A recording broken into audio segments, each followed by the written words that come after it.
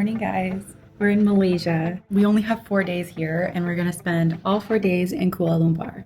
And I wish we had more time because Malaysia just looks so incredible. But come along with us and see what we get done in these 4 days. We arrived in the evening time and had such a beautiful view from our city apartment, and it was located right next to the LaLaport Mall. We went down to the food street and tried some Korean food because it's so hard to resist.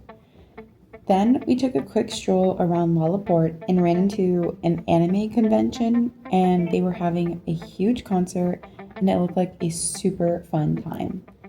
In the morning, we started back at LaLaport to actually look around, and I was really impressed. It was super fancy inside. I think it's also a pretty new building. I had a Wagyu beef rice bowl for lunch, and after we went to Rollerwa to do some roller skating. We paid for 2 hours and it was completely empty the entire time, but we got really tired after just an hour of skating around. It was so much fun in there. There's like neon lights and music going. There's even some optical illusions. And because it was so empty, it felt so fun to try new things. After, we did a really quick peek into the Times Square Mall, but we had to leave and catch the train. It was really easy to navigate, and we just got a one-way ticket, and we waited at the platform. We ended up in Chow Kit to join a food tour for the evening. We were so excited for this. We started off with some fried noodles, and it was so bomb. Then we learned how to make some roti, and while we were doing that, it started pouring rain. But spreading out the roti dough was so much harder than I thought it was going to be. I didn't think I had the right technique. And then we got to eat that roti with a side of different curries. Our amazing tour guide, Disha, she got us some rain ponchos so we could keep moving. And next we tried a sweet treat. It was like tapioca with some sweet milk and ice in it, and we tried it with the infamous durian fruit, and it's known for the stinky smell, and some people don't like the flavor. I am one of those people, but it's super popular and lots of people love it. After, we tried this steamed rice roll with coconut on top and cane sugar in the middle, and it was probably one of my favorite things I had on the tour. Then we tried 2 different types of noodles, both full of flavor and delicious once again. I preferred the orange colored noodles a little bit more. Then we had a meat skewer, and I tried some Malaysian fruits. Every single one of these fruits was so juicy and sweet and delicious. Finally, we had some grilled fish and mango smoothie to finish the tour. After all that eating, we came back and enjoyed this incredible view of Kuala Lumpur from the infinity pool at the apartment. Such a perfect way to end the day. The next day, we started off by taking the train and going to check out this famous Japanese store called Don Don Donki, and it was crazy. It was like 3 levels of all different kinds of trinkets and snacks. Then we grabbed a quick bite to eat at this Chinese roti place, and this street leading up to the Pavilion Mall is filled with fun stores and places to eat. I thought it was super cool to walk through. Then we went inside the pavilion, and I got myself a boba tea, and we continued exploring.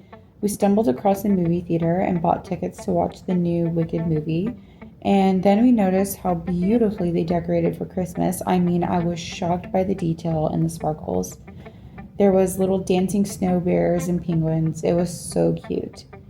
Then we went to this massive food hall and walked in circles looking at all the different food, and chose to try some Taiwanese noodles, and I loved them. It was so good. After, we walked to Kuala Lumpur Park and got to enjoy the green, all the different trees, and the Petronas Towers.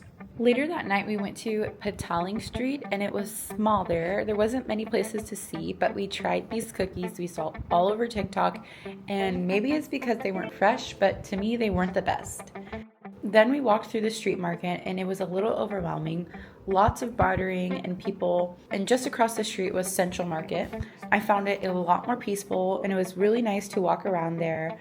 And there was so many small food vendors. I did enjoy the art, and most of the stores were full of handmade crafts from local vendors.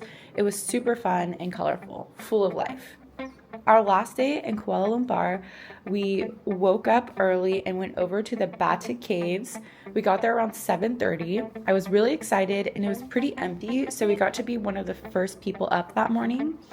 I think it's like 200 steps to get to the temples up top. It was pretty steep at the beginning, but honestly, I was expecting it to be a lot harder. Now, keep in mind, it was early morning, so the weather was nice. We made it up to the top, and it was cool to see the temples inside the caves. We admired from the outside because people were doing their morning worship and we didn't want to disturb. In the evening, we went to get some Malaysian food from Bungkus Kaka. This peanut butter toast was so good, and I had some yummy nasi lemak. Then we went to check out this inside theme park at Times Square, and it looked super fun. It was really big, and we chose to do another round of roller skating right next door. We ended up staying almost the full 2 hours, but we had to go because we had a movie to catch at the pavilion. So walking on Batu Caves at night is so much fun. It's full of people and street performers and flashing lights. It's super cool. And finally, we made it to the cinema and watched Wicked for Good to close off our time in KL. I know it was short, but thanks for watching, guys, and I will see you soon. Bye!